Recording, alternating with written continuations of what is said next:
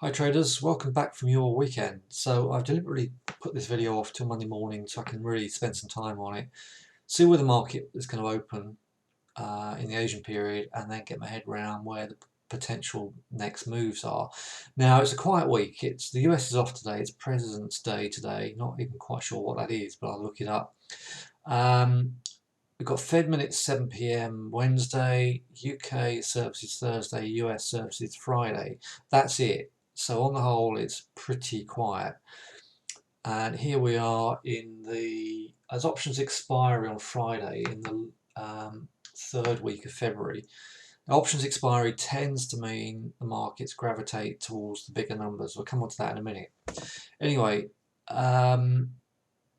let's just see where we are at the moment. So I'm looking at the Dow on the daily chart with 5, 20 and 50-day averages. And this indicator of the bottom is called an awesome oscillator. It's basically a traditional oscillator. It's like the histograms you get in a MACD. So I've not abandoned the MACD. These histograms tend to exaggerate movements in the MACD, so that's why I like it and occasionally refer to it.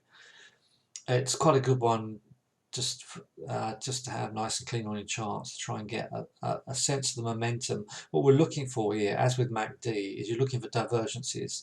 So if markets are winding up but your histograms are making lower highs, then that divergence can often mean you are due a pullback.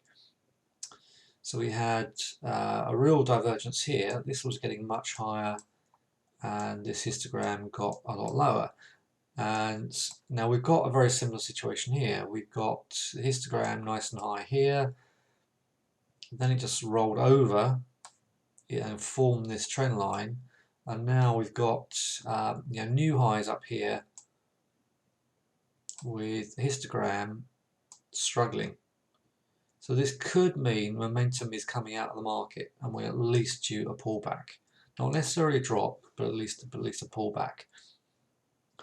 So in terms of wave counts, which I think is very extremely useful at this point in the year to look at this. So this line here is the first trading day in January. We pushed up, dropped back to the 50-day average, pushed higher, pushed lower, and then back to resistance. So it's a 1, 2, 3, 4, 5, 1, 2, and we're potentially looking for a three-way pullback, despite the fact we are definitely struggling the second half of last week, but we are at the moment have not got a sell signal. But these topping tails here on the bars, on the candlesticks, do look as if we are struggling, and this is a problem. If you now put the little trend line, little cap on this market, on these current highs, you end up with the potential. This sort of exaggerates the resistance we got up there, making lower highs here, but it's marginal.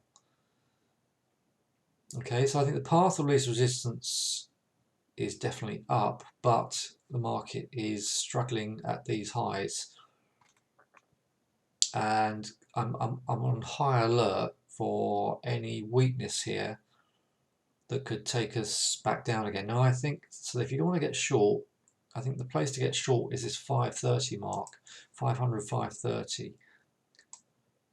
Okay, that's where the problem was in last week. Now, being options week, the big number is down there, either 29,000 or 30,000. So we're literally 550 pips off 30,000, or 440 pips off 29,000. So we are very neutral at the moment, very neutral. And you can see here, when we toppled over here, we had a close underneath the 5-day average here on the 21st, and then subsequent highs were sold until we found a footing here down there at 28,150. Was it lower? No, it was 28,150. Okay, so that's the way I see it at the moment. If we do close down here, I would short subsequent highs to see if we could then come and test some of these lower averages. The fibs, if I pull back here, I've got the fibs on 2019, which I personally find very useful.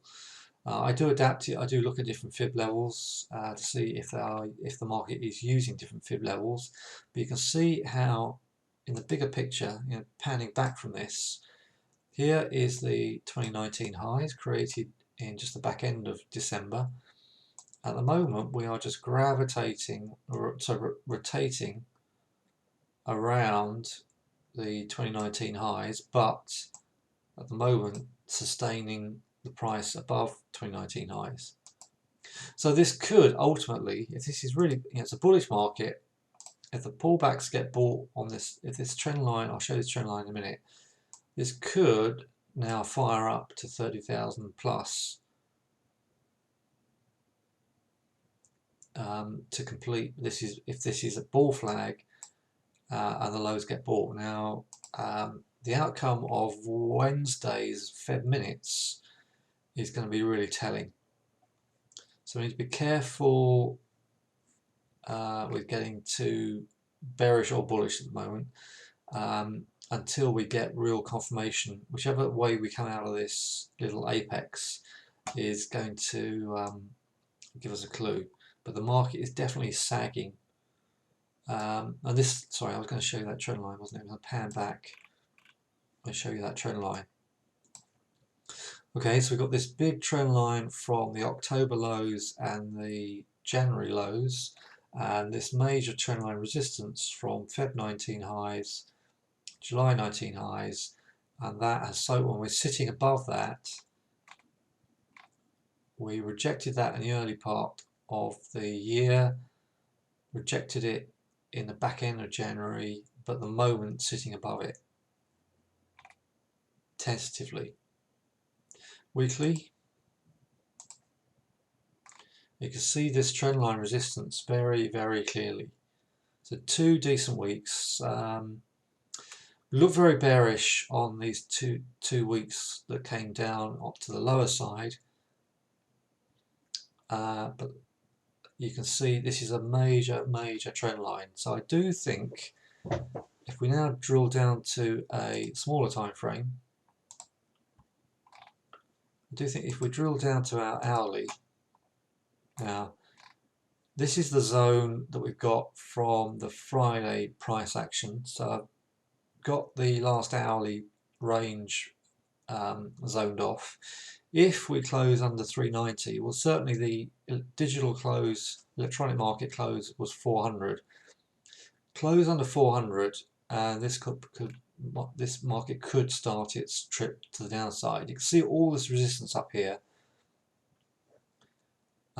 So if we stay lower, keep closing lower into this pink zone, then we could roll over. Subsequently close above 450, 500, and we could be pinging up to these levels up here.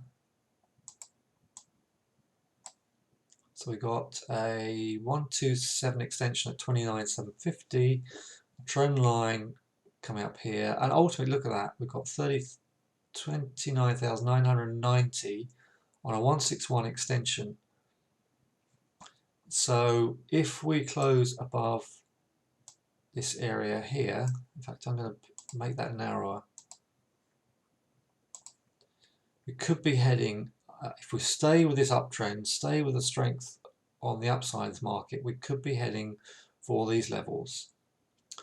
570 was last week's highs, that's going to be crucial. Close above 570, we could wing our way to 750, and if we really get some volume, we could wing our way up to that 161 extension. Start closing under this 400 and this market's in trouble. So you can see these projection lines I've got here. Ideally, we would come down once the US gets back in its seats. If we come down to this 390 and subsequently close higher, then we could wing our way up, pull back, and start winging our way into that extension. So you've got to think on the bullish side because this market has been so bullish. Subsequently closed underneath this Friday night close, not the cash close, the evening close at 400, and we could come all the way back down to last week's lows, and who knows, maybe even lower. So these are the areas to watch for. This congested area here is to be watched for. So at the moment, 450 to 500 is crucial for the upside, and then under 400 for the downside. DAX. Incidentally, before we go away from that, let's just look at the 5 minutes on Friday. Now, I don't normally see the 5 minutes with averages on, do you? So if we come, one thing to note is I quite often say to you, watch out on the DAX. I say to you, watch out for the 7 AM bar and how the market reacts to the 7 AM bar when the market opens in London. And we had data at 1:30 on Friday. So if you were to range that 1:30 bar, which was here, so I've just found it. That's the 1:30 bar. Note how when it came to the opening bar, we tested the underside of that and spent the next 2.5, 3 hours winding our way down to 29,280, and then we got this 100 pip bounce into the last couple of hours. Okay, so that was key. That was the 1:30 bar. Now the last 3 Fridays we sold, 3 Fridays in a row we've had selling action. That was the open range on Friday. It took a good, I think it was a couple of hours, didn't it? I was celebrating my mother's birthday on Friday. So we had the very next bar triggered the short. So then we had, so if you then ranged off the midline, it didn't quite get to the midline. It was, I would have put the midline at something about 435, 440. We only got to 430. It was marginal, but ultimately we triggered short. We did pull back into the range, but just took a long while to be very, very patient with the shorts on all that way down. Okay, that's something else just to. That's why I quite often don't open the room 4 data, because if you just mark it off, you can get the feel for the market. So the data tripped lower, so it's a 1, 2, 3, 4, 5 wave to the downside, and then a 1, 2, 3 wave correction. Okay, it's another way of looking at it. But if you simply range off the data bar, look for retracements. Right, there's a quick look at a couple of other markets.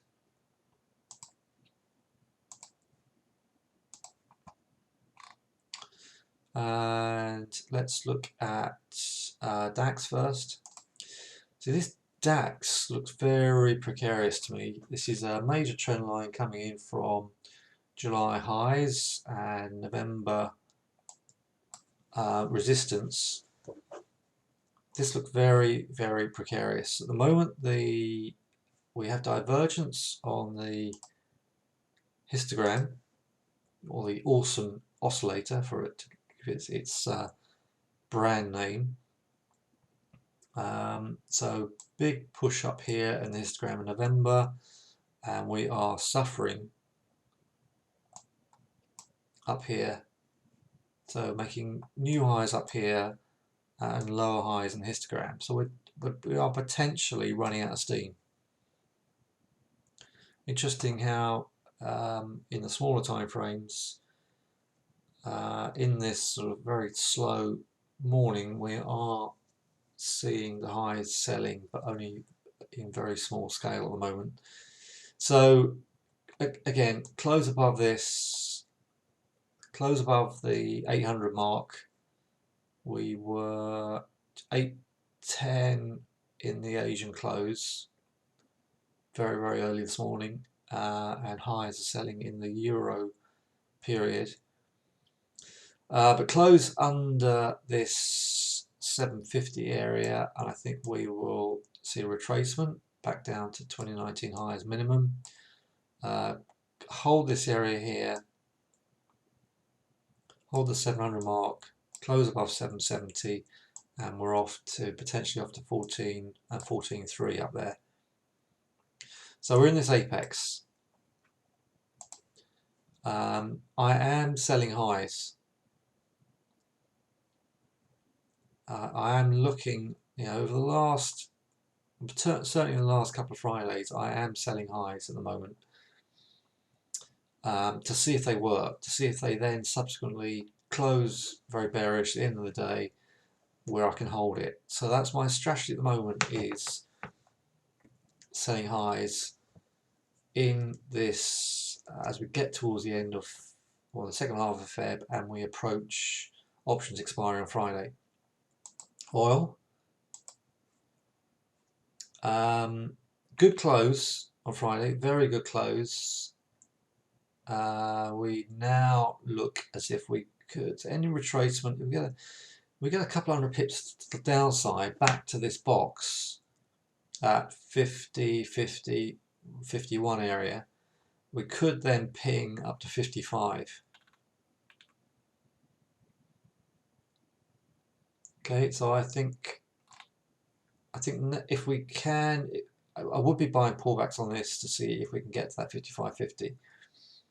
And in an ideal world, I'm not sure we're going to get it, but any drop and sloppiness into this week, I would then try and pick up that level and see if we can get a ping upwards. We may only see, if this is going to firm up, then 51.50 may be as low as we're going to get. Let's have a look at gold, and I'll leave it there. Gold is struggling. I mean, look at this oscillator. Really decent push up, real decent break out of this pattern, and then found a lot of profit taking. Drifted back to the averages. This is the 20. So we did a 1, 2, 3 wave correction, then started another wave to the upside, but we are potentially running out of steam. We note how this ran out of steam up here. At the highs kept selling, and ultimately we did this 1, 2, 3, 4, 5 waves, and 1, 2, 3 wave up here.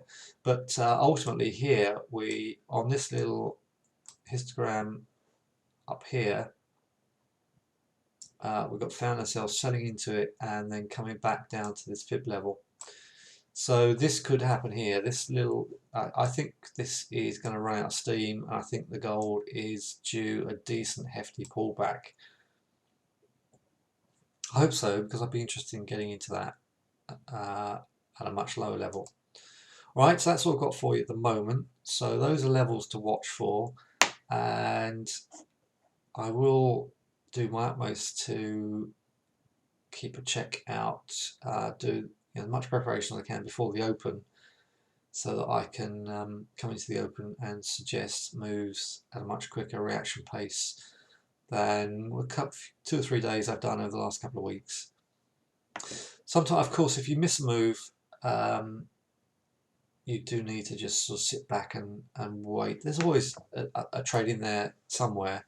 Sometimes it's great if you can get in on a big momentum move. Otherwise, you just have to be very, very patient. And in the case of the Dow, sometimes you have to wait. Well, as with the DAX, you have to wait a good couple of hours or more sometimes. All right, so let's take it easy today as it's President's Day, and then let this market unfold. And of course, I'll update you with chart images and so on as the week unfolds. Talk to you later.